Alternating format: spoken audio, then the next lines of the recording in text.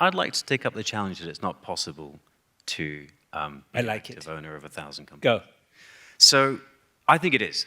In fact, I think it's essential that we do engage with 1,000, 15,000, whatever the number of companies is. Because if we don't, we're missing a huge opportunity. In August, passive money overtook active money in the US.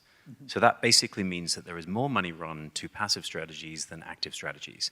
So what does that really mean? That means, larger portfolio sizes. That means, tracking benchmarks. That means asset owners who, the majority of their assets are now actually into passive strategies on the equity side, actually have an obligation to engage with a wider set of companies. Mm-hmm. If we're to create change, system-wide change that we really need.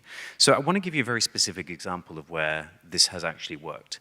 GPIF is the government pension fund of Japan. They have about $1.5 trillion of assets under management. It's one of the largest pools of capital in the world.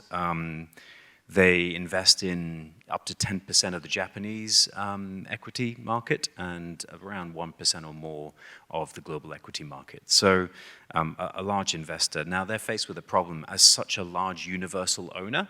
How do they create change? So we worked with them to create a very environmentally specific index, a low carbon index. They invested what is now about $15 billion into that index, so it's capital at scale. And one of the key tenets of that investment was to create real economy change. I changed the disclosure of companies, actually. That was one of the key mandates of the index. And so whilst this is an index that by and large tracks, its benchmarks, it's passive, it actually outperforms slightly, it also creates change. So I just want to tell you how that works. So what we did was, rather than just running an index and that's it, it's just an automatic kind of calculation of the stocks that enter and leave that index, and the companies really have no awareness of that necessarily. There's no touch, there's no manager sitting in front of the company saying, we want you to do this. What they did instead was they tasked us with informing every single company in those indices that we are running this index to a low carbon mandate, and here are the rules.